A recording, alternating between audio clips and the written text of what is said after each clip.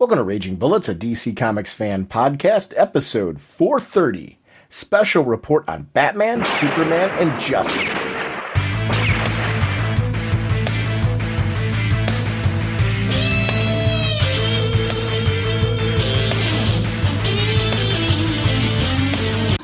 Welcome to Raging Bullets. I'm Sean Whalen, drnorge. I'm joined as always by my co-host Jim, the sensei of the whatnot Segulin, and the Duke of You-Know. How's it going, eh? Jim, it's funny how this episode came about. You and I had planned to do a release on Sunday to talk about Convergence. And instead, we're coming back a little sooner with this special report because 3 issues just hit that are pretty critical. The 40th issue of Superman, Batman, and Justice League came out with huge ramifications out of all 3. So it just really was one of those things where, like, organically was really necessary to do a special report on this leading into Free Comic Book Day, the Divergence issue. So that's what we're going to talk about in this episode.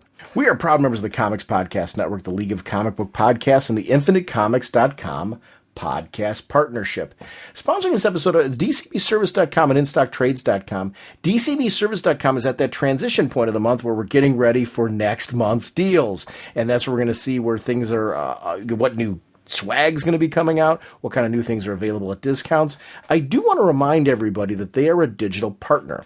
And if you do Comixology or My Digital Comics, make sure to link those accounts. 5% of those purchases goes towards your DCB service order. So be sure to stop off at DCBService.com and start saving money on your comic book, toys, swag, pre-order from DCBService.com. Their sister site, InStockTrades.com, they're still doing that huge Fables trade paperback sale, and it's 45% off all of the trade paperbacks issue 1 through 20. But in their deals of the week right now, they have 2 of them that are really cool. First, it's Fables Trade Paperback 21, so now you can get up to issue number 21. But that's not issue 21, volume 21, I should say. 50% off, only $8.99. Then they also have the Batman hardcover at 50% off, volume 6, The Graveyard Shift. That's 50% off, only $12.49. So if you're looking to get caught up on Batman or want to get the hardcover for like rereadability, 50% off, only $12.49. That's InStockTrades.com. I want to shout out real quick, Jim, 2 Kickstarters because they're near and dear to my heart. I've shouted them out on the show before. Undead or Alive by Steve Bryant. It's in its final days, and please go and check this one out. Steve is a friend of the show, a longtime friend of the show. Jim and I both know him quite well, and the book is amazing looking. Please go and check it out. Check out the story. If it's not your cup of tea, I would ask you to please, if you want to support our show, please tweet this out, shout it out on Facebook, whatever social media you use. Let people know that this is out there. If it's not your thing, I'm sure you got friends who it is. I would love to read this. The plea is really for me as the geeky comic fan. I supported it, not because, we get nothing back for this, and nor am I looking for anything back from it. It's more of I'm a fan who wants to read this. I love the work. The second one I want to shout out is Molly Danger. You and I are huge Jamal Igle fans. The second volume of that is up, and if you've never read the first volume of Molly Danger, you can actually, in the Kickstarter, get both volumes as a part of it. It's wonderful, gorgeous artwork, all ages material. It's a great book. Please check both of them out. The Kickstarters themselves, there's links in the show notes. If you click on them and go, they have wonderful videos that you can go read. This is me as a passionate comic fan pleading for these because I just think they're great. I do encourage you, not just with these Kickstarters, but any Kickstarters that you are out there, let people know that the books are out there. Show them some love and passion. This is a great way for people to get independent material out there and get it published. So please consider helping these 2. These are near and dear to our heart, and I'd really just love to shout them out and see them made. With that being said, Mr. Segulin, what kind of a podcast are we? Raging Bullets is a spoiler podcast. We go in-depth into plotline, story twists, and whatnot of the comics we're discussing on today's show. So, if you have not read Superman number 40, Batman number 40, and Justice League number 40, please do yourself a favor and read these books. That way we can all enjoy the show. Let's talk some comics. There they are, all alone except for that old character. Our first discussion on this very special episode is going to be about Batman Endgame, issue number 40. This is part 6. The writer is Scott Snyder, the penciler is Greg Capullo, the inker is Danny Mickey with colorist FCO Placencia, the letterer is Steve Wands, cover by Capullo, Mickey, and Placencia, variant cover by Andy Kubert and Brad Anderson, movie variant by Dave Johnson, assistant editor is Matt Humphreys, associate editor is Rebecca Taylor, and the editor is Mark Doyle. Batman, of course, created by Bob Kane. Immediate apologies for any name butchery. Jim, you and I were talking on the phone, and I said to you today, I'm like, this completely changed the episode that we need to do first because of the releases this week. 3 particular books were released this week that had major impact. This was the one that like made me go, and you said it on the phone. You're like, did they just do that? What did I just read what I think I read? Yeah, it was like, it literally, when I got done reading, I said, did they just do that? And you said, I mean, and it was like, whoa. Look, can we just jump to it? Because I don't know how I'm going to be able to pace myself to get to that. They killed Batman and Joker, right? Yeah, kind of, I guess. No, I don't think there's a kind of to it. If you read the you were reading the Newsarama interview, right? There was multiple interviews with Snyder after this. He's saying yes. I mean, not that there's no way to bring them back or anything like that. And it sounds like in his mind, perhaps he's already got a path to bring him back, but he killed him. I mean, that's like what happened here. As with any comic story, obviously now the path is how do we get back, Bruce at some point, but that happened here, right? Here's the thing. Mm-hmm. Yeah, wow, the heck, man! It looked completely like he's dead, but he can't be dead. Why? Because he's Batman. No, he can't be dead. I've come across a couple ideas, theories on how he survived. One, when he was taking the sample of the liquid, that he set up.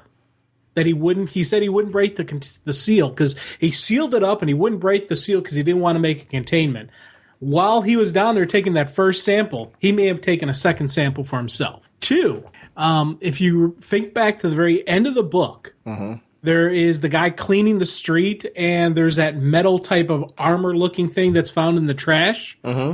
If Bruce was wearing that, he wouldn't have had such as bad damage as it looked like. So it wasn't it wouldn't have been a completely fatal wound. So if he was wearing that, he gets back to the top and dumps that in the trash, and he's just kind of in hiding and recovering. How do you know that isn't the Joker's? Oh, yeah, that could be the Joker's. Joker may have been wearing that. One of them may have been wearing that. But now the other thing is... My point with that is that would explain how the Joker was so-called immortal. Right. Oh, definitely. And we've seen throughout the Endgame story where the Joker was wearing some types of body armor, and it looked like he was, to take bullets and stuff like that. So the Joker could very easily be wearing could have been the Joker's body armor. I don't know. But then the other thing I saw was in the shadows, you see a figure on crutches. Standing next to him is a smaller figure. And if you look at the smaller figure, there's kind of an R on his chest. So what if that is Bruce and Damian? Interesting point. Maybe, the reason maybe we haven't seen Damian throughout all this is Damian was in hiding. Okay. And Damian was the backup plan in case anything goes wrong down in the caves. Okay. Those are the only 2 things I can think of. Here's the other thing. Remember, this is a whole city full of people that got, destroyed. Oh, yeah. So that doesn't have to be Bruce and Damian. And I'm not sure that... I agree. I'm not sure that the body... These are the things I'm clinging to. But look at that body. That body doesn't fit Bruce Wayne. Yeah, the body is awful thin. And that could be Alfred, to be honest with you. What could be Alfred? The body on crutches. I don't know. He's missing a hand, though. Oh, yeah, this guy isn't. Okay, yeah. So it's not Alfred.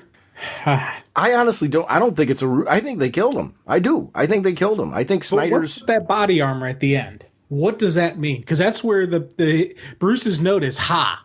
That he leaves this note for Alfred. And but did you read the dialogue with that though, dude? I think you're reading too much into. I think that was. I'm with you on the body armor part. I am that the body armor means something. I wonder if it's a way to explain the Joker's immortality though. I don't know. Because remember the Joker was supposedly immortal and he got shot and he kept getting back up. Is that how he got back up? Because he was wearing that. Could be how he got back up. Because that looks too small for Bruce. Right. That looks like more it would fit around the Joker than Bruce. And to be honest, maybe the Joker had to drop the armor when he went down into the pit. So that's the armor Joker was wearing while he was on the surface, and then when he goes down to the pit, he had to take it off. So when the stalactite falls on him, it did actually break his back. Right. Okay, so that's what they could be explaining with that. Right. Well, but the Joker was drinking that stuff too, and that's how he was able to, like, heal himself and have some form of it. He just wasn't hundreds of years old like he was implying. Bruce caught him on that. I actually quite liked how that all played out. I know we're kind of like going out of chronological order here, but I like when Bruce is on him, he's like, if you're immortal, this won't matter. Right. And all that. You'll heal just fine. Yeah. And Bruce is like, he's basically calling him out on it right there. He's got it. His whole assumption when he was with the Talon and the Court of Owls was, they aren't accustomed to lying. And in this case, he sold me a bill of goods. And I really like how his logic worked. He's the detective. We got into his head that way. The thing I love about the interview with Snyder that, and you read the same one I did. Well, I read two of them, and I'm not sure which one was which now, but they were out there immediately. And he basically said, yeah, we did it. That's it. And he said that he linked it to what was, he talked to Dan Slott from Superior Spider-Man. I don't know if you got to read any of that stuff, but that was terrific. And I love that he was, he's saying this is a very different story, but he said that, I went to him for advice as far as, you do this type of thing and you have a path, a back door, the way that your story is going to resolve itself with Bruce coming back, obviously. And he's like, do you leave a hint of that? And he's like, no, you just do that. You just do it. Could that suit of armor be a clue of some sort? Maybe. You may be right. But I think for all extensive purposes, they killed him. I think that's the explanation for the Joker. Yeah. I think the Joker's dead, and I think Batman's dead. That doesn't mean they can't come back. It's comics. And yeah. I think that part's legit in the interview.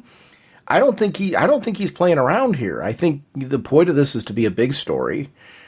How do you feel about that? Like, I didn't know this was coming. I actually, and it's one of the things in the phone conversation with you, I didn't want to talk to you about this yet. I wanted to save it for the show because I didn't want to spoil for you what happened in this issue. This is very different. Remember the death of Damian? Yeah.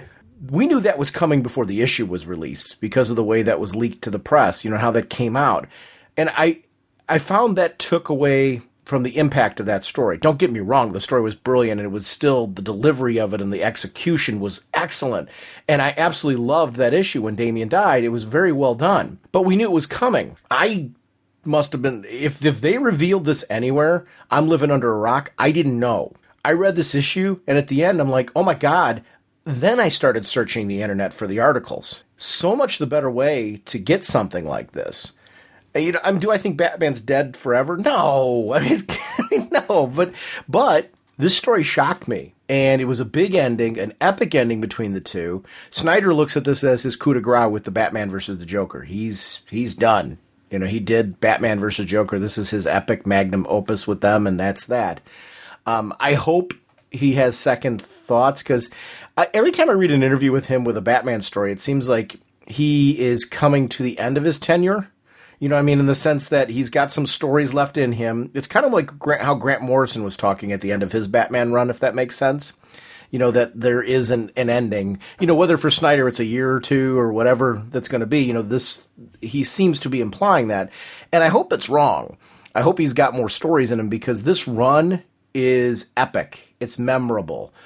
Everything that's happening here matters. These are long-form stories that have built on each other. This endgame matters because it comes after, what happened with the Joker's face getting cut off in the beginning of, the New 52, straight on through to Death of the Family, straight on through to this. Everything that's been happening here has had impact and momentum. The Court of Owls all played into this. There is a mythos that is in the Snyderverse version of Batman that has really changed the landscape. Thomas Wayne. These are characters that have changed and had impact. This is a story. I was blown away by this issue because I did not see this coming. Alfred's reaction. If you're selling me on this, the card in Bruce's eye. That's the part, we haven't talked about that during the fight. Bruce, Joker's like throwing everything at him but the kitchen sink, and we'll go back to it and be more specific. But when those cards came flying out, one of them went into Bruce's eye. I kept looking at the art to see, is it in the cowl somewhere? Is it avoiding the eye somewhere? I'm like, are they going to give him a patch or something like that? I still was not seeing where this was going. And that was, talk about an unfolding drama. There's something to not knowing, and I applaud them. I don't know how they kept this under wraps. And if there's people listening who heard about this ahead of time, I'm sorry you heard it ahead of time. Because to read this issue this way is the way that you should. Like, I love doing a spoiler show because we can talk about these events, not for the purpose of ruining it for anybody, but to talk about what our reaction was to reading this. You and I were talking about maybe just waiting and recording this weekend. I literally, as I'm driving home, I'm like, I told you needed to read this. And I'm like, man, I kind of want to call him when I get home to say if he read it. And like, because I want to talk about this. And I don't want to wait. I mean, were you in that place? Like, I don't want to wait to discuss this. Yeah, it was. I talked to you because we were planning, we'll do Sunday, okay, yeah, and you said, oh, you got to read it. I'm like, oh, okay, and it was funny because I was just finishing up dinner. I'm like, sure, I'll after I finish eating, I'll read it. So I go up to the room and I pull out the, because my box just arrived, within literally within hours, my box has just arrived. So I didn't even cut into the box. So open up the box, I'm looking, I see, Batman, Superman, and Justice League 40. So I grabbed the three and I sit down. I started reading Batman. I'm like, oh my god, I'm like, oh, this is cool. This is cool. You get to that ending, and I was just like, what? And you get it was one of those completely stymied me that I was just like, I don't believe it. This can't have happened. What's going on here?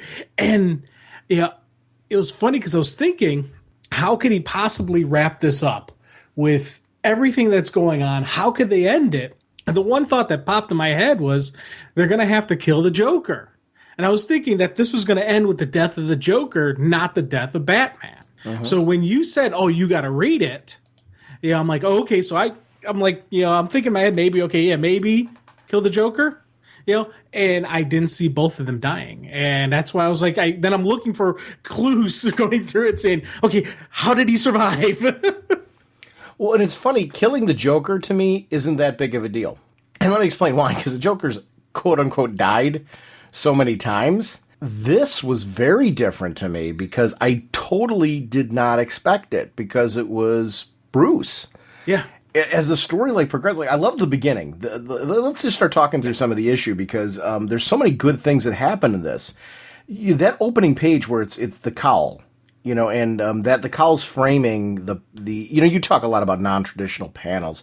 I loved the use of the cowl as the backdrop, and that you had smaller panels that were going through the Joker story as we know it, especially from things like Killing Joke, but then it was twisting it a little bit to the New 52, telling you these are some of the details that matter now. This is how we've tweaked it slightly for the New 52, but it's still the story that you know about this guy.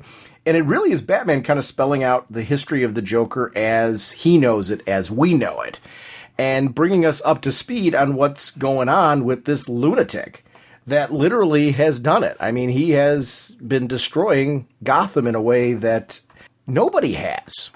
This goes way beyond 0 Year.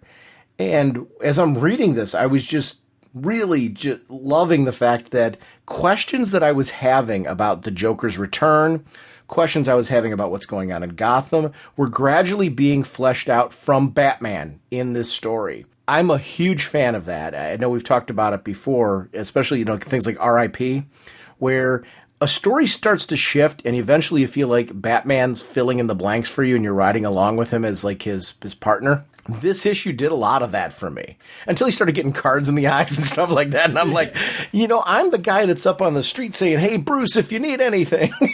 I got your back. And maybe not this round, buddy. It was great, though, to feel like you were riding along, and this story was very, very well written and delivered. The art is spectacular. The thing that I love about this is I'm a big fan of, I grew up with Jim Aparo art, and that was my guy. That was my real, awareness of a Batman artist.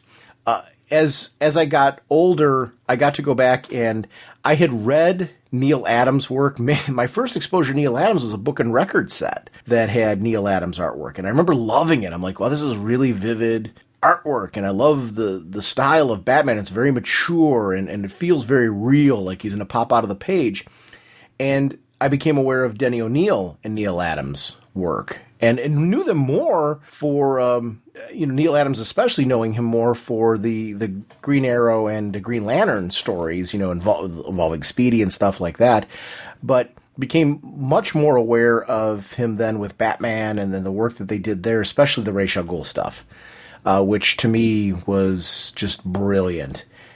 So you think about teams like that, and you can keep going throughout comic history and start, putting together teams that have had major impact on Batman, and especially with collected editions and things now. We've read so many of them. This is a team that will stand out. This is a team that will be remembered for the stories that they've done and the impact that they've had. This is not just an arc. This is a run, an irrelevant run, a defining run by what they did here. This is, to me, this is like Nightfall caliber stuff, Nightfall to this day is a story I refer back to in my mind, not because of anybody else, because, I remember like, oh my gosh, they broke Batman's back. Azrael's taking over now, and, are we ever going to get Bruce in it again? And they had sold me on the idea that maybe they're really going this route and giving us a new Batman. In this case, I do believe Bruce will be back, and that's, I think, the adult in me now, like I've got that. But they really amazed me with this story. I'm looking at the fight scene right now on the splash page that has the creative team, where you see Batman and his whole team together. And the artwork is just stunning. I mean, I just really love everyone that you see clinging onto Batman. You see the Red Hood fighting there. The Joker, with his whole little gang going on there. Poison Ivy, on the next page having an impact on this. And all of them these villains needing to have a reason to do this, and knowing that if they don't do this, they're in just as much danger as everybody else. This destruction of Gotham will basically make it worthless to them. There's a reason for them to step up here. And Bruce telling them stories about, what will happen if they step out of line because of the mask that they have on, which isn't true. But it's just enough to get them going. I loved the unfolding drama. The pacing was so good. Because, again, internal Batman dialogue. I don't need it all the time. I don't even want it all the time, because sometimes Batman's an enigma, and that in and of itself is good. But when you do a story, when you get to this point in the story, I want more internal dialogue from Batman. This is when I start feeling like, oh, Bruce has figured it out, and I'm riding along with him. And that was my vibe in it. I don't know how it felt for you. That was my vibe in this, and I was geeking out the whole time reading it. Yeah, I was. When this was going down, and you got the Bat, Team Bat, the Rogues working with him, the villains, it was just an absolute wonderful, just these sequences. I loved it because, you got the one, like with Croc on the one page, all you see is the big fist, grabbing someone by the head. You see Penguin down on the bottom, with the umbrella hitting somebody, and just everything you said with Ivy. I love just Ivy just clearing the, just clearing the shrubbery, if you will, with this, bringing up the vines and, doing a nice riot control, kind of push back the line. But it was, everything you're saying. I'm nodding my head, agreeing with you. And I love just, again, you're showing Joker just being the Joker, and he's dancing with two dead bodies, which I am assuming are the Wayne skeletons, correct? Oh, oof. Because he's on top of the dinosaur. He's got two bodies there. One's in a dress, one's in the tux. I'm assuming that's the Waynes, Bruce's family, because he's like, oh, look, he's coming, see? And, he takes off the big fake head to show the skull underneath. That's our boy. That's our boy. So I'm assuming that's the Waynes there. So add insult to injury being the Joker. I'm like, man, what the heck? But then I love that moment when Batman realizes, we can't get any closer. Not all of us. Yes. Bane. And we get a DC version of the fastball special with, Bane doing the super throw and Batman doing the flips over the crowd, which I'm kicking myself now that I didn't realize in the artwork, seeing that artwork going, hey, that doesn't exactly move like Batman moves. Wait a minute. Who is that? I'm kicking myself for not noticing it on the flips, because that was, again, a really cool usage of the artwork. Going on later on, what we now know that who is in the cowl right there? Just say it. Bruce? Just say it. Well, it's Dick Grayson. I did not see that coming 100%. I loved how this all played out. You get, Batman gets up there. He's just about to stick, the Riddler, making it look like he's going for, the Riddler's spinal fluid, because that's where they think the cure is at. And Joker's like, aha, I've got one up on you. No, you don't. And beautiful, beautiful way. Just, again, swerve inside a swerve inside a swerve. I absolutely loved it. Just as you think Joker's about to get the final upper hand, he's taking out Batman, who's just, trying to stick him, destroys the mask. Batman is exposed. Oh no, what are they going to do? He uncowls. Wait, you're not Bruce. He's like, go ahead. You can call me Dick. I was like, yes, Grayson. Here's a line that made that work. If only you'd known your city better. If only you'd been the Bat King it needed. But you're nothing more than a man, a little boy actually, crying for his parents, the most human weakness of all. I love the fact that he's gloating, and this whole time Bruce is moving forward. So great. What a great use of Dick Grayson, too, who I'm adoring in the New 52. I love what they're doing with him. Great that he was here for this role. And what a shock for the Joker to realize not only, has the whole universe been duped by Dick Grayson, but I just was. Yeah. Well, and again, now, the one thing that got me, does this mean that everybody on Team Batman knows that Grayson's still alive? No, look, there's all that gas and stuff around there. Who saw it? Well, but when they gathered, they said they did the switch in the tunnel. Mm-hmm. So the only person who would really know is Penny, too. Because she's in communication with Bruce underneath, and she knows there's a Batman on top. But she knows there's a fake Batman. She doesn't necessarily know who the fake Batman is. I guarantee you she doesn't know who. Because Bruce wouldn't compromise that. Yeah. The question is, what does she know? Who does she think it is? She doesn't have to think it's anybody. And actually, where does he say to her? Well, during the conversation, he asks about the others up top. Right. So right. I am making an assumption that she knows there's a Batman up there. Right. But she would have known, because the whole reason they do the ruse is because if Joker didn't see Batman going after him, he would have known Bruce knew about the cave. Right. But there's nothing here that indicates that she knows anything about Dick Grayson. Right. So she did. I'm assuming she knows there's a fake Batman, but she doesn't know the identity of the fake Batman. And now, with the situation, there's nothing there that would make me think that anybody saw Dick Grayson without the cowl on. Right. Oh, yeah. Yeah, the gas completely surrounding him means he's pretty much safe. Mm-hmm. But the question is, how does he get he has to get the antitoxin for the cure, or they were planning on pumping that into the air. Right. They weren't administering individual dosages, so they were going to pump the cure into the air. Right. Okay. Yeah, so he'll get cured without having to be without them knowing he's still around. So his cover is still solid. Bruce knew here that he was going to die, or there was a good chance he wasn't making it out of here. He knew how bad and dire the situation was. To him, it was, and this is the whole thing. He knew it's much more important to get the cure up to everyone in Gotham than for him to survive. And when I started getting worried when Bruce said, I am, but just promise me if there's any problem, any kind of snag. When he was saying that, I'm like, oh, they aren't going here, are they? I'm not, and let me clarify, I'm not saying I knew that that's what was happening, but I started to get worried. And this is where the story took a turn. This wasn't just a shock value moment where it was like, bam, they killed Batman, and it was a quick thing. This was a slow build to it. So as a reader, you're like sucked into this. Oh my gosh. With what the Joker's done to himself, he's faster. He's able to pull this off. He got the jump on Batman. He's a little bit faster, quite a bit faster, I should say, than Batman's used to. He's taking it all out. The smile that he put on Batman's face. I mean, come on. Oh God. Yeah. On the back, the two knives and then the cut. Yes. I was like, that was, it was funny because that was something that I didn't catch the first time. I saw the two big daggers sticking out his back, but I didn't, because I was reading through this whole fight sequence and I'm going, and second read through is where I saw the smiley face on the back. And that, again, 2 knives in the back, a slash across the back. Yeah, 2 knives in each basically shoulder blade, and then a slash across mid lower back. Yeah, that's some massive damage. And again, and I'm looking at that scene, I'm looking at that page, and I can clearly see we got blood there.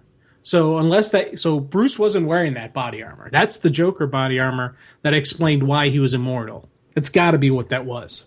Oh yeah.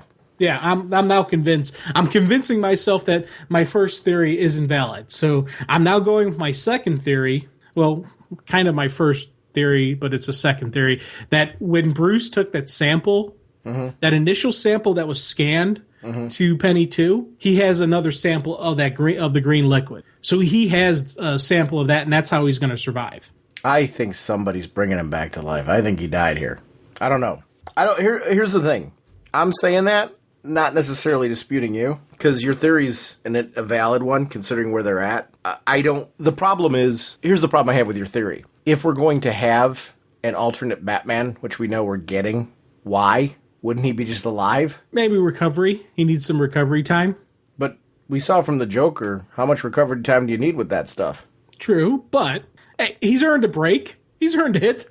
Yeah. I don't see him, handing over the mantle to some robo Batman. We know we got the armor-suited Batman coming.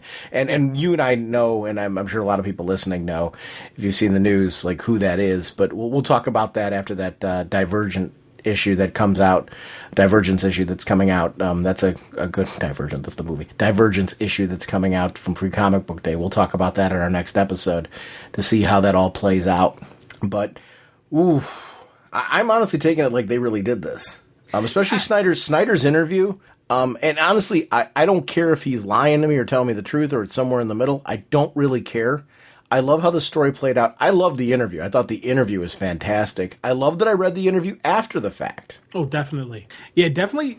Anybody who's listening, read the issue a couple times, and then seek out these interviews, because there's some cool interviews. And every interview, everything I've read in the interviews completely disputes everything I'm saying. So I'm reaching here that I don't want him to be dead, and I'm coming up with my theories how they're going to bring him back.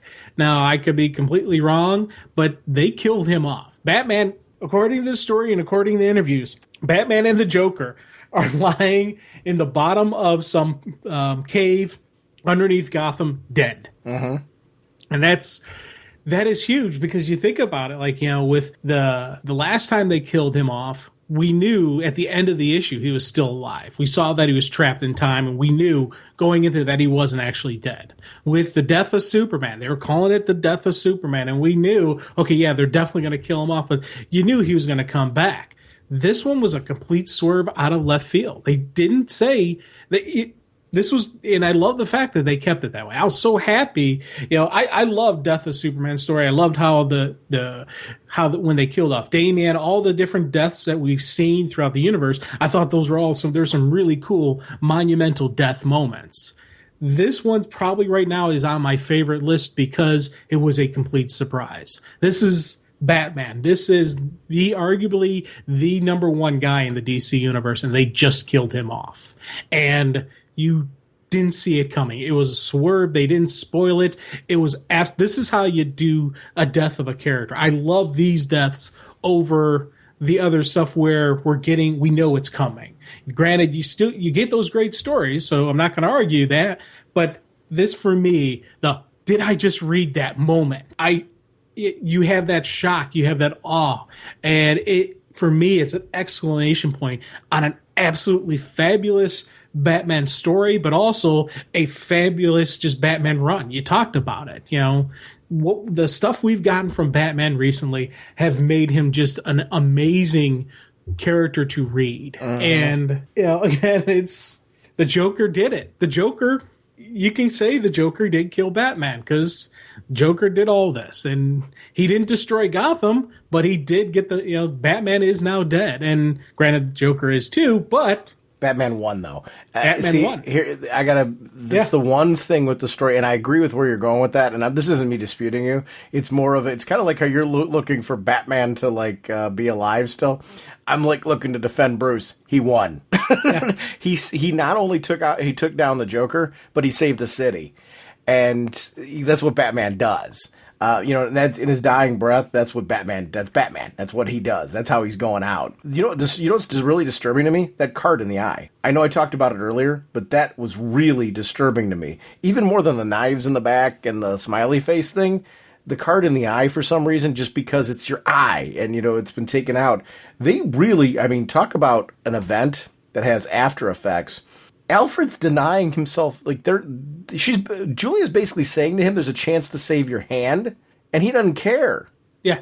That was powerful in this story for me. And I'm going to be honest, I don't think he's saying I don't care, and then they're going to have Bruce show up an hour later and go, hey, I'm okay, everybody. They just tossed my hand, Bruce. Could you have come by a little sooner? I don't think that's happening in this story. The hand adds a little validity to me that Bruce is going to be off the table for a little while. I love Alfred's reaction, though, to this. It's going to be very interesting to see how this plays out. The Julia and Alfred dialogue at the end, I thought, was really, really great. I am with you, and I do want to say, I am with you that suit of armor, I want to know what that is. Like, that's, for no pun intended, I don't think it's a throwaway. But, but I don't think it's an indicator that Bruce is alive. Yeah. I think it's more. I think it's more. I think I want to know what that is. Yeah, I do too. Yeah, and I didn't see that in the interviews anywhere, but I would like to, moving forward, get an idea of what that is. Yeah, that's something. If anybody's had any cons where Schneider's at, ask him that question. What is that armor at the end in the trash can? In that dumpster. What is that? If hopefully maybe he'll slip up and say something, because that's not a throwaway. That's something. And it's got to mean something. And it's funny because I'm going through and just looking at the death moments of him, when Joker actually first to go. And I do love the fact that Joker's like, but I broke all the pieces. He's like, no, you didn't. I still had you beat, because inside the masks, he had a little bit of the remnants that he was able to kind of make to protect the people that was helping. So even though Joker broke those masks, there was still just enough there to keep it so they'll be cured and they'll be safe. And I thought that was, again, another cool Batman moment that I'm showing you, I'm still one up on you. And just the death moments of him just dying, how poetic is it that Batman dies in a cave underneath Gotham after saving the day? This is just a great death moment for Batman. And, I don't know how he survives, or how he comes back, maybe how we get a resurrection of Batman, whether it's Lazarus Pits, whether it's Court of Owls, whether it's, I don't know. I would take, a Batmite, mythical usage to save Bruce here. I wouldn't care. I do want him coming back. And it's, this has me really just wondering what the heck's next. Where's this going to go? Where's the DC universe going to go after this? Because this is a huge, major ramificational effect. And I'm like, wow. I think Court of Owls is a definite possibility. As far as with what they do with Talons and stuff like that, just because he died doesn't mean I don't think that he's going to stay that way. That would also, if they capture him pretty quickly, especially considering what we know about them and how they're hiding out, there would be an explanation there, definitely, on why, he would possibly come back. They would also potentially put the Joker on ice, too. I don't know. It's going to be very interesting to see what happens with this story and how we get to that. I'm going to be curious to see how soon we get any, if any, dealings with Bruce, as far as where Bruce is or anything, or if it's going to be mum's the word until that actually is resolved. It's an unfolding mystery, and that's the part, I have no doubt in my mind Bruce is coming back. It's Batman. That's what happens. He comes back. But I love the mystery of this. I love that this came out of nowhere. This is not what I expected from this. I don't know why. I knew that there was a new Batman coming, and that suit of armor. At one point, I thought it was Bruce underneath it, but as the story started going further, and then we finally got the news of who that was underneath that suit of armor. It just added a whole new twist to this. I still never thought they would do this. Yeah, I never thought they were going to kill off Bruce. I always thought he'd be down for the count, maybe injured or something, but I never thought dead. I never thought killing him off. It's one of those thoughts that popped in my head, but was quickly dismissed. Because again, I was thinking if they're going to kill off Batman, they're going to announce, "Hey, this is the death of Batman." Because just like how they did with the death of Superman, like how they did with the death of Damian, they're not going to keep it secret. And they did, which I'm like, yay, that's awesome. It's not awesome he's dead, but it's awesome that, how they did this. I'm very happy with the story and happy with the way it ended. Even though it's funny, it's a tragic ending, but I'm still happy with it because it's a good story. It's it's an amazing story. It's one of those things that just has you go, whoa. Wow, and I'm sitting there waiting for the absolute versions of this to come out, and I want to get more versions of this. I want the nice larger print so I can sit there and stare at it even more, look for other clues, maybe something that'll tell me how this is going to turn out. And this is a story I want to reread multiple times now. Yes. I want to go back to the beginning of Endgame and just reread everything and just, again, see what clues are out there, what notions are out there, notations are out there. Yeah, what did I miss? What did I miss? Yeah, it was really good. Really, really good story. You want to talk about Superman? Oh, God, yeah. Superman number 40. Superman number 40. Oh my gosh. The writer and penciler is John Romita Jr. with inker by Klaus Janson, colorist Dean White, Travis Lanham on letterer, covers by Romita Jr., Janson with White, movie poster variant by Dave Johnson, variant cover Gary Frank with Alex Sinclair, Jeremy Bent and Andrew Marina, assistant editors, Eddie Berganza, editor, and of course, Superman was created by Jerry Siegel and Joe Shuster by special arrangement with the Jerry Siegel family. Okay, I gotta read this part. I've been told to avoid hitchhikers, let alone naked hitchhikers. But for you, I'll make an exception. Climb aboard, Nature Boy. I can't be picking you up from every corner of the earth just so you can experiment with your new power. Either we work on a new plan or you start paying for gas. Alfred packed a meal for you, as always, and there's a full set of clothes and a thermal blanket under your seat. And this time, get dressed before you sit. You know what? They're the world's finest. It's Superman and Batman. And when you put these two together, the familiarity between the two, especially with what we just saw in Batman number 40, it made me go, oh, no, Bruce, no. Yeah, no, I was thinking the exact same stuff, man. Because I read Batman first, and then I read this, and I was like, it was like bittersweet. Really, because this issue was written by John Romita Jr., and I got to give him credit. This is really a good issue, because it's leading into the new writer and the new direction for Superman, and really gives us a nice look at the new power, Superman's quest to discover, like how does this power generate? What can I do to control it? How do I stop it from kicking off? How do I build it, and control it?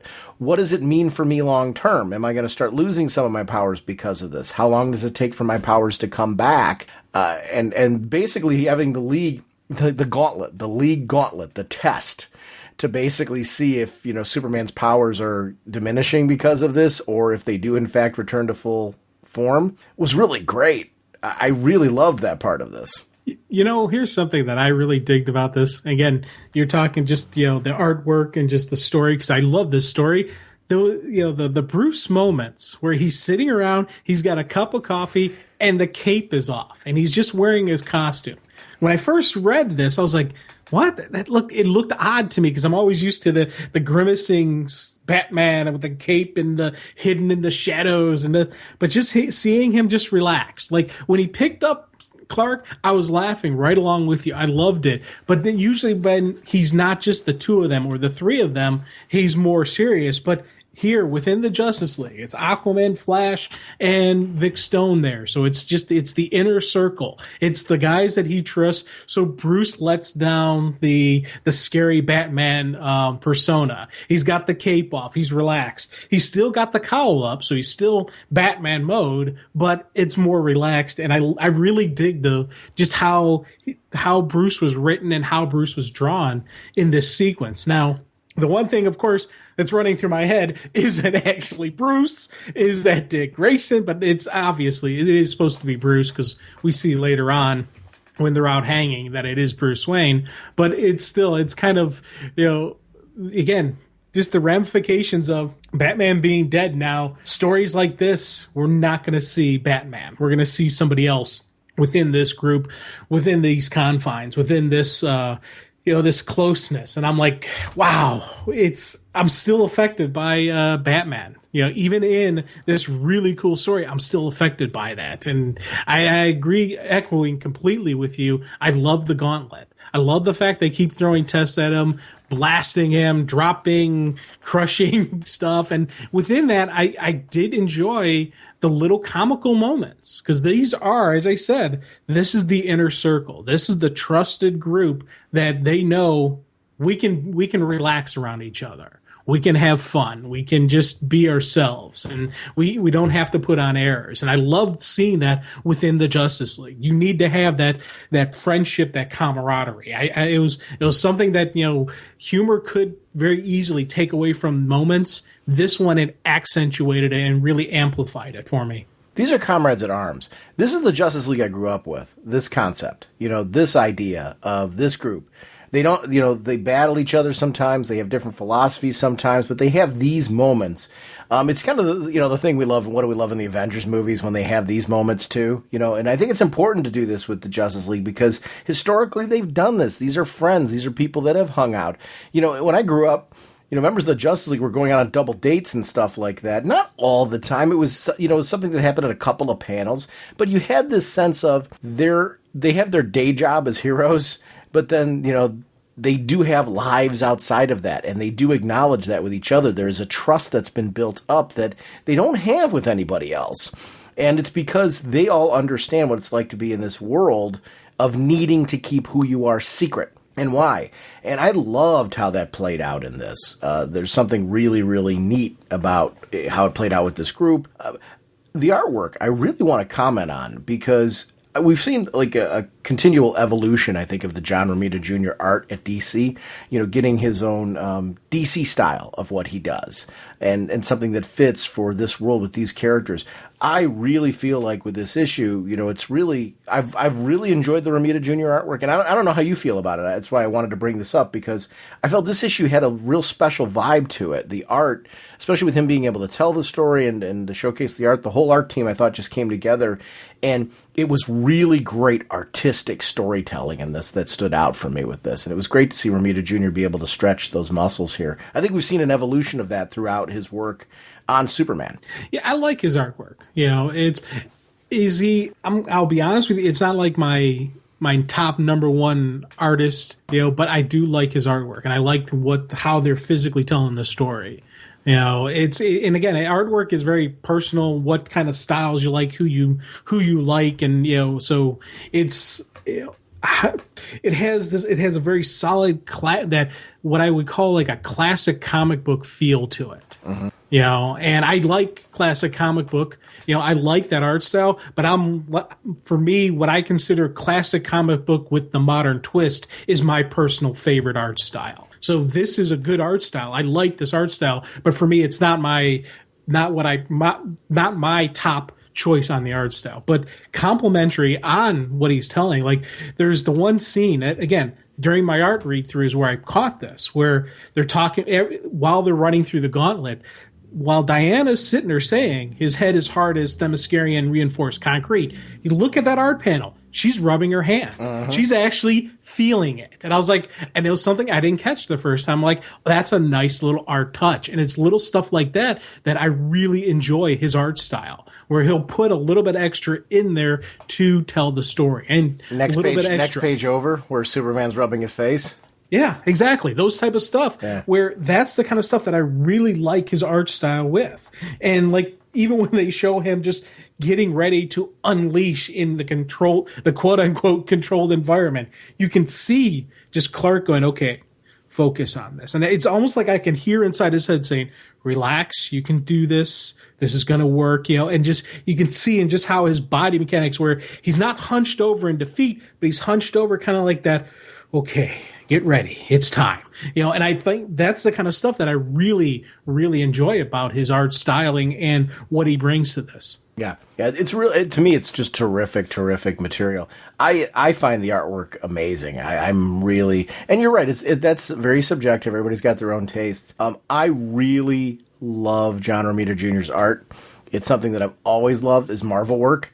It was an adjustment to see him working over at DC because I think because I grew up with him and read so much of him doing work over at Marvel that I considered a Marvel style, if that makes any sense at all. So I'm very used to, many issues in X-Men, was really kind of my first exposure to his artwork, and for long stretches. But then Spider-Man and work like that was phenomenal from him. I just really, came to identify him that way. Then he came over here to start doing Superman. I was very excited for that because it's a Marvel guy coming over here. It's like when the Kuberts came over. You kind of want to see what are these guys going to do.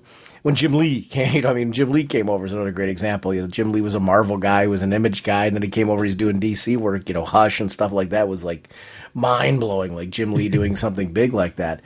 But now you got John Romita Jr. doing this kind of work here at DC, and I've really gotten into his Superman storytelling now. And it took me a little while, not because I didn't like it. It took me a while to see it as his Superman art style.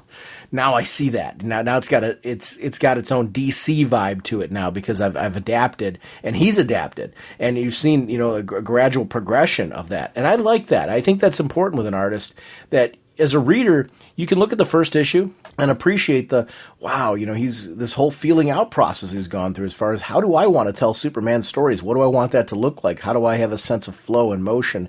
How do I make my own stamp so that it's memorable, while at the same time keeping it something that's familiar and DC in its feel to it. I think there's an importance to that balance as well. I think he's really found it with this issue, and it stood out for me as being one where I'm like, wow, it's just really clicking for me here. I love the emotional storytelling here, from the joking moments, like even when like the Reflexes one where the thing's coming down, thunk, and Superman standing over there to the side leaning on it. I love that kind of sense of it's not cocky, it's more of I'm hanging with friends. And, we're enjoying this whole thing together, like as a group, you know what I mean? This isn't about bragging. It's not about anything. It's about these people are comfortable together. They are friends. I think of our own friendship group, and we've been very lucky throughout our lives, the people that we know, and, we're close to a lot of the same people. We don't get to see everybody as much or, and we both see people to varying degrees. But I think about that, and this is like when you get the band back together, because you know each other so well and there's a trust, you can have those moments where you butt heads over ideological differences and, background differences and stuff like that. But then you have these moments. And we've seen both of these in Justice League. This felt like a Justice League issue for me. And I keep saying Justice League because he wrote it so well and drew it so well that it felt like it was part of that book. Oh, God, yeah. Oh, definitely felt like a Justice League issue to me, and it's the rec room, rec with a W. Mm-hmm. It's a little funny puns, and even like when he goes super flare and it blasts out everything. Flash like, anybody know where the dustpan and the broom are? Then to the scene where he's kneeling there naked. And Aquaman covers over Wonder Woman's eyes, and she just like bats away the hand, and I'm like, that is right there, little funny moments that comedy could take away from, but it's not. It's accentuating it. Again, it's showing. I'm repeating myself, but it's showing this stuff, and I was really digging these stories being told, especially because this all leads to again them going out and hanging out and having a couple beers, and I love the fact that Superman referenced that, when he's in human mode, he enjoys food more. And it's, he gets hungry and he wants to eat and he wants to try things like that. And I love seeing that side of him, because you think about just the whole superhuman powers, how it would change stuff. Because, the invulnerability is great, but if it completely deadens you to any feelings on stuff, if you don't really taste stuff, if you don't really, feel feel a nice breeze on your face, because you can survive you can survive in outer space. So guess what? You're really not affected by any of the temperatures down here. There's little subtle stuff like that Clark is getting to experience. So I love the fact that they're exploring that and they're commenting on that, and Clark is doing that. And I love the fact that they went him out and took him out drinking. Such a great band. I love how they're hanging out together, and really, what I love, the sense that they're enjoying each other's company. That comes from respect too. These are people, like Aquaman and Batman and Wonder Woman in particular. Like Flash, you're used to kind of seeing him being a guy like Barry's the nice guy that has just, you can tell he just likes life and has a good time and stuff like that. But seeing those three in particular having a good time together, you need those moments. It adds a connectability to the characters. I really found this issue so endearing for that. And this is one of my favorite issues of a book I've read in a long time from that perspective, because it was fun. Like, this was just a really fun issue. There's not a dark spin to it. I mean, even with the reveal that happens in this issue, and we'll talk about it, it's a very fun issue. There's a lot of life to it. It gets me excited in a different way. It was a nice contrast to the Batman book. Yeah, and only thing that I wished is somehow Vic could have gone out with him. Yeah. But he's got monitored, or he's with the whole half cyborg or something, like just the hologram, the hollow shields that we've seen Bruce use, the hollow disguises. Vic could throw that on and give himself a human face, a full human face, so he could have gone out with them. But again, it's that's part of Vic's stone, that he always stays up there. He always he's kind of not allowing himself to have a human life. So it's one of the things I'm looking forward to his individual book, because hopefully he'll let himself interact with humanity again and not just as cyborg. That's something I'm looking forward to. But it was so neat watching Clark, slowly get drunk, and the others are just sitting back there laughing. And even the point where he starts talking too loud, because we've all gone out with our buddies. We've all had that one person who just, they forget their volume control and they just start getting like, dude, we're sitting right next to you. Oh yeah. Sorry, man. Yeah. And even then when he goes to when he's drops his voice down, the letterer shrinks down the words and really makes it so he's probably really whispering too softly now, and they could all probably barely hear him over the background noise. Those are just moments that I absolutely was dying and just laughing. And then the next scene where he wakes up, he's got the he's got that funny taste in his mouth because he'd been drinking. He's got a hangover, and just Superman dealing with all this stuff. And I was like, oh my God, I was cracking up throughout all this, especially I will never do that again. Superman's kind of he goes out, he sees that there's something going on. He can't fly yet because his powers aren't fully returned, but so he starts leaping tall buildings like historically he's done. But then even as the battle's going on, he's hurt, I've felt pain before, but not like this. This is different. Maybe it's because of what's happened to me, but it ticks me off just the same. And I like that his powers are gradually returning, but, there's some ramifications, and there's been pictures taken of him, which is something that Superman doesn't let happen. So now all of a sudden we're getting, these pictures, and it leads to Lois putting two and two together. You can't hide that. And I loved that discovery and why it was a discovery. It's something that wouldn't normally happen. Clark has ramifications that Lois is like, okay, how are you going to explain this one away, buddy? Where this is going to lead is going to be very interesting, because she's going to out him, isn't she? I hope she doesn't completely out him. Yeah, but they did, because we did get all the teasers for the big, the truth and the reveal. Now, is the reveal just to Lois, or is she do the big story? Because that's something I'm like, the ramifications on that against Clark Kent would be huge. That would, he wouldn't be able to be, he would have to be Superman 24/7, or unless he creates a whole nother, a secondary fake ID. Jerry.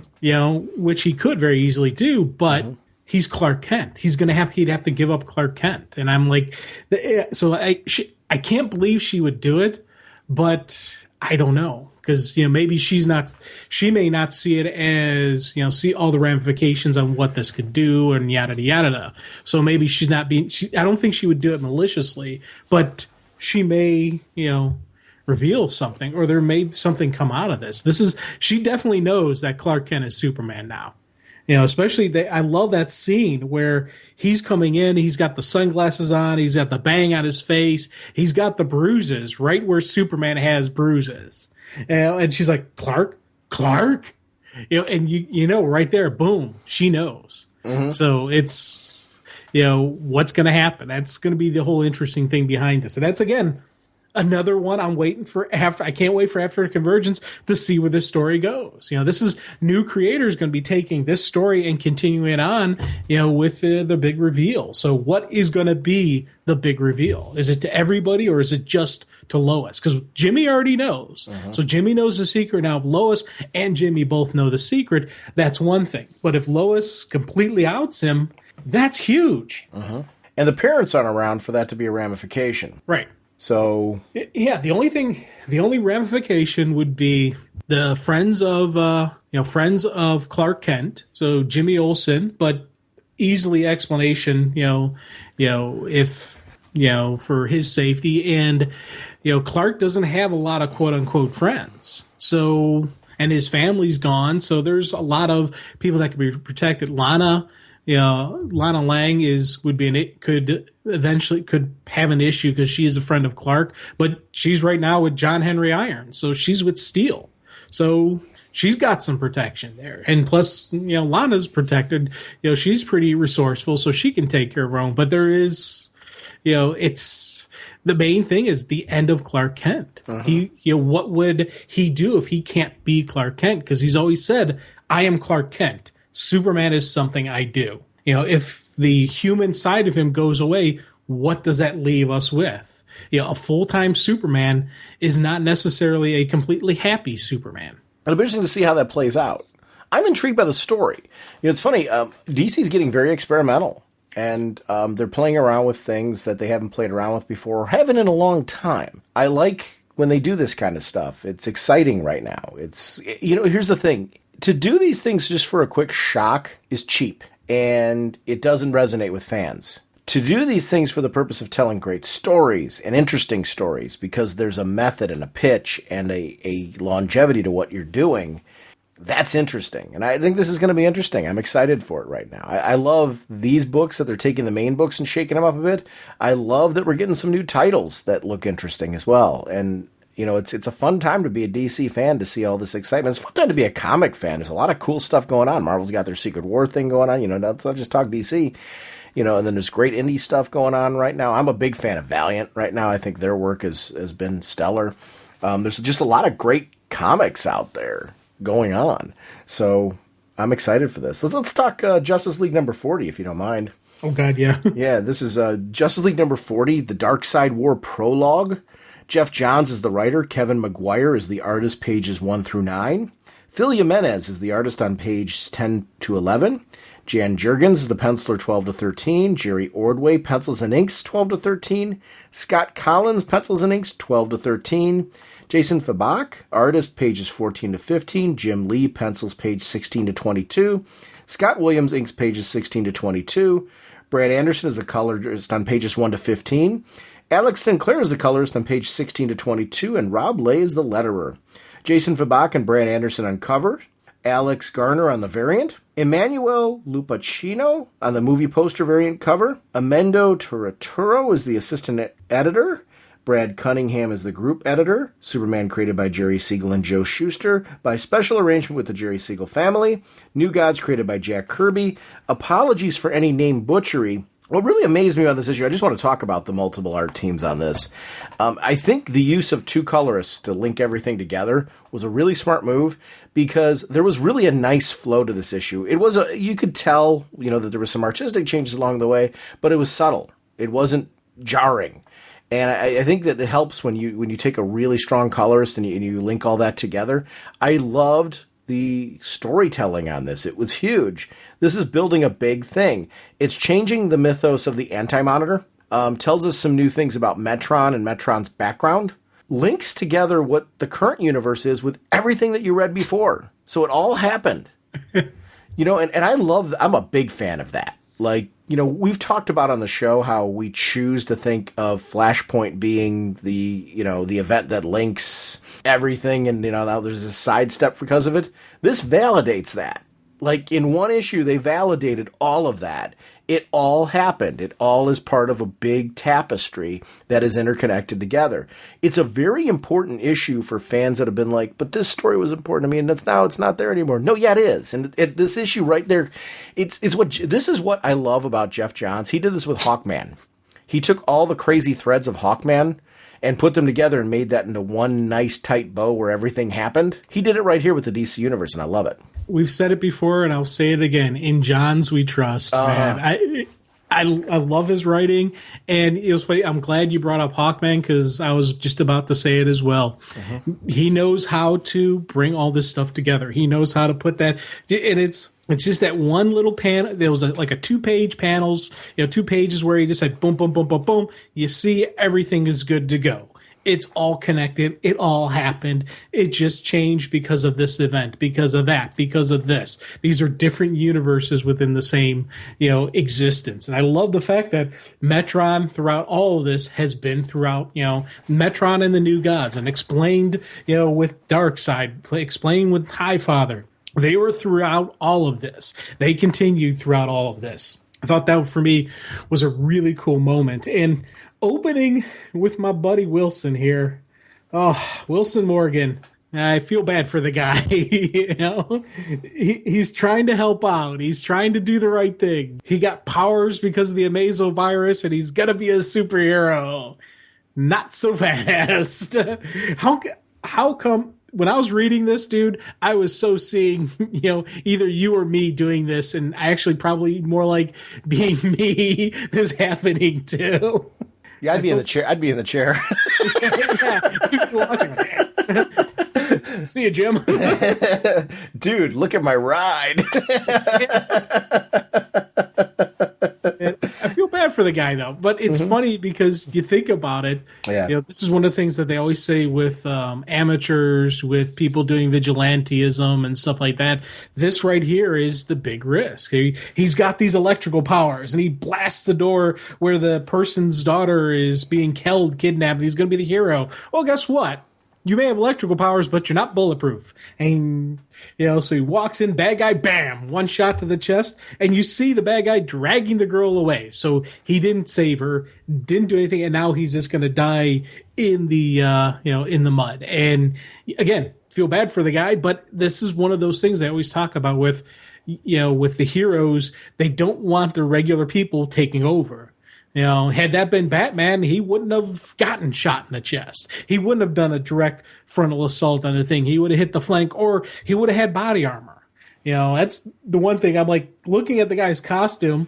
It's the cloth, and he's got the big lightning bolt kind of thing on his chest. Dude, you're not bulletproof. Kevlar, body armor, something.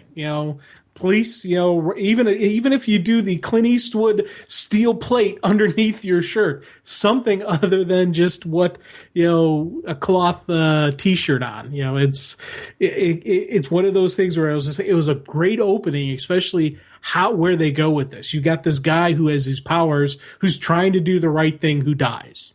Then you lead to Metron, where it's just talking about who he is, how he is this great observer who watches basically people die, and he watches death and destruction of the different universes. I thought this was a great feed-in and a great introduction to who he is. One of the things that I'm really enjoying right now in DC is the modernization of the New Gods.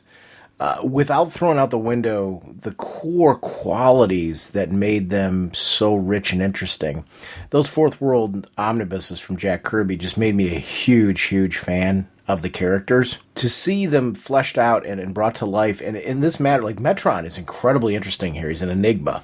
He stands aside as a different sort of character. There's an explanation here that, yeah, I do watch things. And I don't choose sides, and you need to remember that. It looks like I may be on the New God side. I may be, hiding with, hanging with New Genesis. It's not true. I'm an observer. And I will speak up, do things when it makes sense, because I'm worried about all of these crises. I'm worried about all these collisions, these death and rebirths of worlds and things like that. And you have to understand, though, it's not as simple as that. There's more to me than that.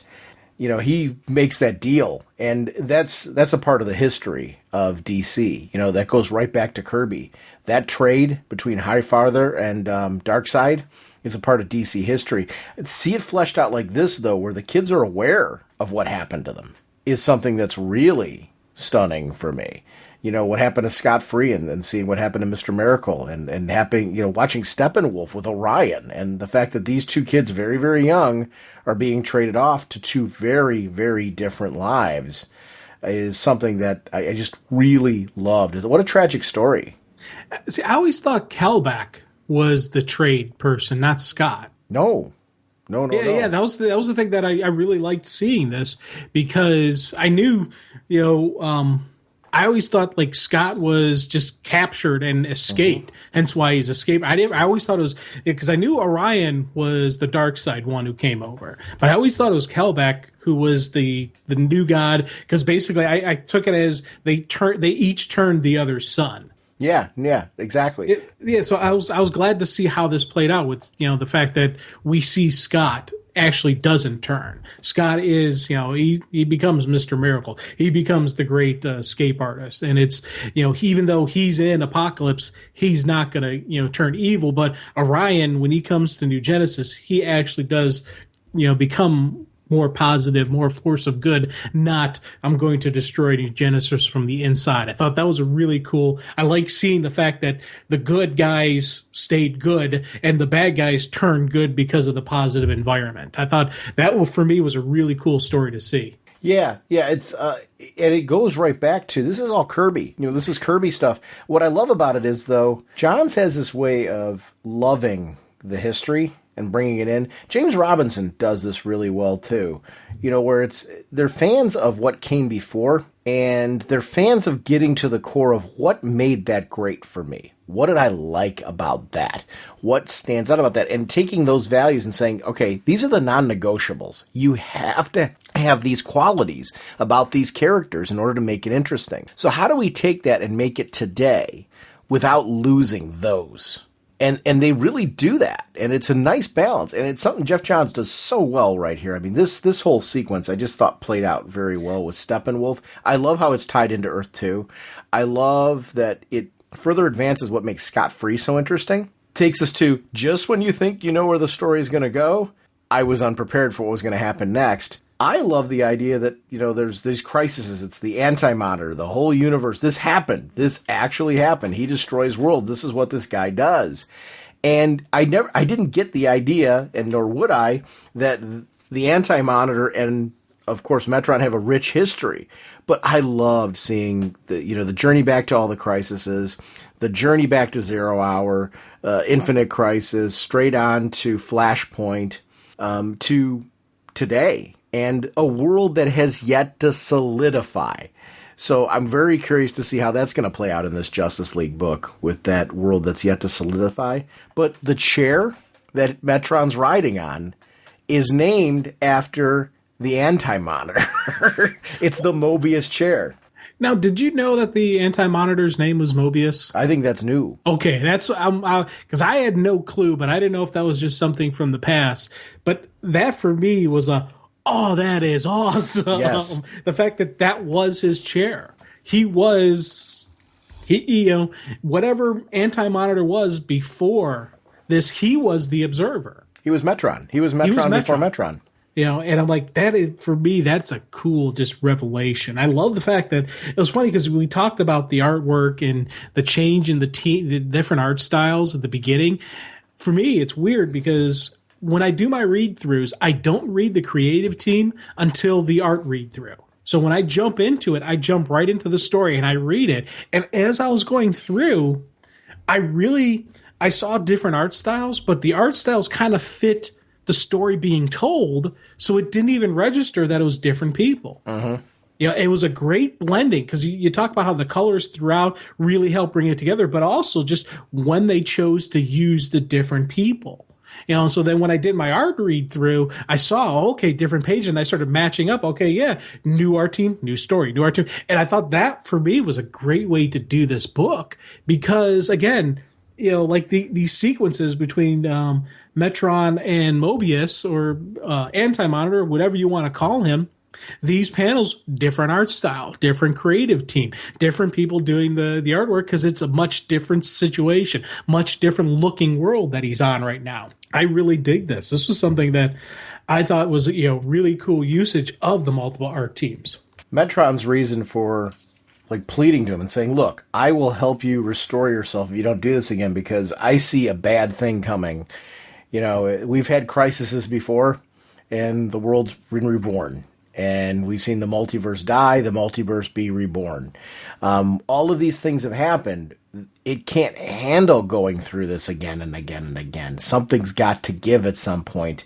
The writing's on the wall. I'll give it all up. I'll give this back to you. Just don't do this. We see an Anti-Monitor that's like, Darkseid. I'm not worried about Darkseid. I'm not worried about facing his wrath. I want a war with Darkseid. He wants to destroy Darkseid. He wants to bring about an end to the New Gods, but then it ends at the end with somebody we've seen since the beginning of the New 52, Darkseid's daughter. Yeah. Man, I tell you, throughout this was like these last couple pages. I'm sitting there going, end of Darkseid, and I'm like, okay, because I remember when we first initially heard about Darkseid War. We were wondering what side is the Anti-Monitor going to be on. Well, initially we didn't know who it was going to be the war with. And then when we saw it was the Anti-Monitor, okay, Anti-Monitor versus Darkseid, how is this going to play? It's who is going to help Darkseid? Because that's the question. Like Anti-Monitor versus Darkseid war, the heroes have to jump on Darkseid's side, don't they? They kind of got to help Darkseid and stop the Anti-Monitor. How weird is that going to be, and who's going to convince them to do that? Especially like the New Gods, because the New Gods definitely, because Anti-Monitor saying it's the end of the New Gods. It's the beginning of the Dead Gods. It's time. We're completely, or the Anti-God. Age of the Anti-God will begin. We've got definitely the New Gods and Apocalypse and New Genesis are going to have to do a tag team on this one, and what kind of army is Anti-Monitor going to raise? Because we're seeing the two main players, but he's going up against an army. He's going up against two different worlds, and if you add the heroes into the mix, because I'm assuming Earth is going to be their battleground, so they're going to be probably fighting a two-front war, or tag teaming with Darkseid to help defeat Anti-Monitor, where it's just, again, another issue after another issue where I'm going, dang, I want this now. I want the story now. Not, after Convergence. Let's jump right into this. This has got me really excited, really pumped, man. I'm definitely, and again, what's going to be the ramifications of Convergence as well, because I love the fact that they do reference Brainiac in this and Brainiac's experiments, and even saying that he doesn't know the truth. He's nowhere near getting the truth behind it, but could Telios and Brainiac and the Earth 2 heroes maybe figure this stuff out? Maybe there's going to be an unknown part that he doesn't realize that's going to come from Convergence. So maybe Convergence is going to play into this. So it's, again, there's a lot of what's going to happen here. Maybe this, what about that? And that kind of excitement gets me going, man, this is going to be neat. I'm looking forward to this. But these are fabrics of the other worlds, too. More of the instability that was being talked about in this issue, which I really liked. I like when the universe feels like it's referencing each other and stuff like that. And I'm very curious to see where DC storytelling goes from here, because they're doing some really interesting things right now. I hope it's getting noticed. I hope people are picking up these books and reading them, because it's really good stuff. And, it's less and less crabby comic fans, and more, if you're digging something, shout it out. Get the word out about what you're digging. You don't like something, move on. Yeah. It's okay. I mean, it may not be a book for you. It's for somebody else, but it's good stuff. I don't know. I'm really excited that you and I had a one episode planned for this. It was all going to be an all Convergence show. And that'll be next week. We'll do the whole Convergence show and get into a Convergence catch-up. I love that these came out of nowhere. I even forgot these issues were being released. All of a sudden, they started coming out. I'm like, oh, let me start reading these. And I still was I read Convergence 4 first with the intention that we were going to talk about that. We were going to do a Convergence episode talking about 3 and 4 and the tie-ins. We will talk about that next week. These books, because of the impact, how could we not? Yeah. And as I said, I hadn't even... I had them in my box. I hadn't read them. I had Convergence 4. I went on Wednesday because my box usually arrives on Thursday, sometimes Friday, depending on, the shipping and mail and whatnot. So I usually go on Wednesday. I went, picked up the Convergence, and I saw these issues there, but I'm like, I'll get them in my box. And I didn't even think anything of it because I was so focused on Convergence stuff. Picked up Convergence. Then when I'm talking to you, that's when I jumped on it. As soon as I read Batman, I'm like, I got it. Let me read Superman, and then we grabbed Justice League, and these were just like bam, bam, bam, 3 reads right in a row, jump right back. I devoured these issues. It was just because of really awesomeness inside the book, but also just the future ramifications from these 3 issues alone are huge. Free Comic Book Day on Saturday. You heading? Oh God, yeah. And we've got the Divergence issue. Divergence issue, so definitely got to get that. I don't know what else is out there. I'm anxious to go. Here's the thing. I'll be honest with you. With the fact that I do my comics through mail order and I do digital and stuff like that, I was like, am I going to go on Saturday? Am I not going to go on Saturday or anything like that? DC did their fans a solid because reading this stuff made me go, I've got to go. I've got to get that issue. I'm going to, they did the comic shops a solid because, I'm going to go browse around. I'm going to pick up some stuff. I'm really excited. I'm excited to go. This got me invigorated. And I think that's really cool that they released these issues when they did. They're like a tease into comic book. Like, why wouldn't you go to Free Comic Book Day and follow this story? God, yeah. And I like to go to those because I've got a couple local shops by me that I like going to. The one they always do some cool stuff for Free Comic Book Day, and I'll jump on their website and see what kind of stuff they're doing. I always say they always have a race between Flash and Superman. It's always 2 people who are in costume, 2 people who should not be running a race. And it's always funny to see them go and just see, and they run around the parking lot because it's in a strip mall. So they got a really nice big parking lot, and you'll see the race, and every year they always do it. And, last couple of years they've done a couple, evening events, adult oriented with some of the local breweries that we've got around here. The microbreweries will brew up a special batch of something for Free Comic Book Day, and so they do some neat stuff around here. So I always go, but now I'm definitely going to make sure I get there early enough so I can get the Divergent. I got to get this issue, and when I'm there, I'll do some shopping as well. Maybe pick up some stuff. Do some browsing. Yeah, I'm excited for that.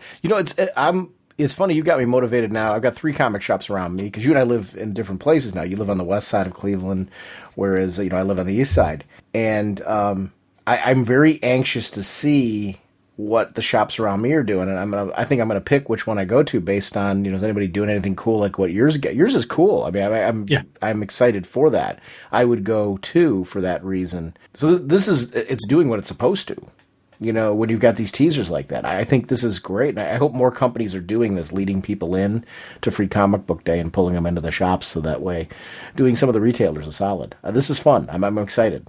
I love fun. I mean, I like this kind of thing. I'm excited for this like I was for the midnight sale of the first issue of Justice League now. Like, I want to read Divergence. These 3 issues got me excited to read Divergence. Nothing like the handy-dandy electro claw for carving through metal doors. I want to remind everyone about our show website. It's ragingbullets.com. That's where you're going to find any of the news on where the podcast is headed. It links to our Twitter account. So if you're a Twitter fan, any of our posts link right there. I've started doing my Biting the Bullets column again, and I think I'm going to try to do a couple of those a month just to kind of shout out some things, not just DC, some things that I'm enjoying in other comic companies and other pop culture, just to kind of, get my feet wet out that way again. I posted another one up there about Star Wars because I've become a geeky Star Wars fan again with all the cool Star Wars stuff going on.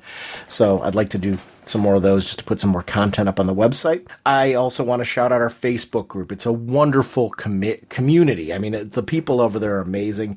I'm amazed by there's friendships that have formed there from people that I love following. It's great to see people shouting each other out and talking about other people's thoughts on. There's a familiarity there that we're seeing of the growing group that I love sitting back and watching. It has nothing to do with us. It has to do with we've been very lucky in the life of this podcast to become associated with people like that. And it does me proud to know that there's so many comic fans out there that are like us. We geek out on this show because we have fun. I love seeing these Google Hangouts popping up for television shows and to talk about comic releases and stuff like that. It's just a wonderful community, and my hat's off to everybody that's there. Thank you for being you. If you've never done a Facebook group, please consider joining it. We do have a regular Facebook page. It's a fan page where I post updates on the episode releases. We are also on Google+. Jim and I have personal Facebook pages and stuff like that too, so please feel free to add us. I'm on the PlayStation Network, and actually some people have added me recently on there. Anybody's welcome to add me. I will add you on. I love connecting with people from the show. It's wonderful right now just having this larger fan community, so I just wanted to shout that out. I want to shout out our show voicemail line. We intended to do voicemails on this episode. We're rushing this out quickly because of the recent news. They will be back next week. I have a couple voicemails in the queue already. If you call up, you will be on our next episode, so please consider if there's anything that you want to shout out, go ahead and do that. Our voicemail line is 1-440-388-4434 or Dr. Norge on Skype. I don't know why I'm pointing my finger while I'm saying this, but I am. Maybe it's just to make sure I remember all the numbers. I'm literally doing the bouncing ball. I'm kind of laughing at myself right now. This isn't a video podcast, so I figured I would just describe that. But we do love having you part of the show, and if you want to talk about my issues, please feel free to call in and do so. Sponsoring us this episode, as I mentioned, is longtime show supporter DCBService.com. Be on the lookout because we're basically crossing over into May now. You're going to see the deals coming in May. And that's always one of my favorite times to take a look at all the new swag, all the deals and bundles that they offer. It's a great way to save money on comics if you're trying to increase your reading library but not increase the amount that's coming out of your pocket. DCB Service is a great way to do that. It's cool if you have a hybrid of ways of shopping. I know a lot of my friends that they have a great local comic shop they love going to. They love buying things digitally, but they also love doing the mail order thing to try and expand their comics that they get. So there's a lot of flexibility to kind of handle this any way that you want, but DCB Service is a great way to expand the way that you look at comics. And that's DCBService.com. Over at InStockTrades.com, check out the deals of the week. Batman Graveyard Shift hardcover, volume 6. Is 50% off, only $12.49. Fables trade paperback, 21, Happily Ever After, is 50% off, only $8.99. And they're doing that huge Fables trade paperback sale. All 20 first volumes are 45% off. Great way, if you haven't been reading Fables, to get those books at a deal. It's basically like you could buy the whole thing at almost half off. It's a great way to get that on a special discount. And that's InStockTrades.com, your trade and collected edition source. Our next episode, Jim, convergence, and divergence. We're going to actually talk about the Free Comic Book Day issue as well. So we will do that next week. Bye. On November 13th, Sean Whalen was asked to stop constantly talking about comic books. That request came from his wife. Deep down, he knew she was right, but he also knew that someday he would find someone that would talk to him. With nowhere else to go, he appeared at the home of his childhood friend Jim Segulin. Sometime earlier, Segulin's boss had requested that he shut up about his comic books and never speak of them again. Can two grown men put out a DC Comics podcast without driving each other crazy? It's Raging Bullets, the DC Comics fan podcast.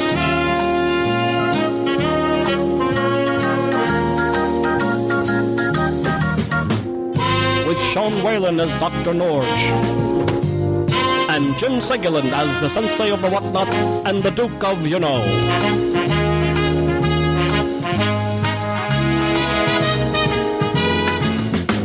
It's a spoiler podcast, so they will go in depth into the plot line, story twists, and whatnot of the comics they are reviewing.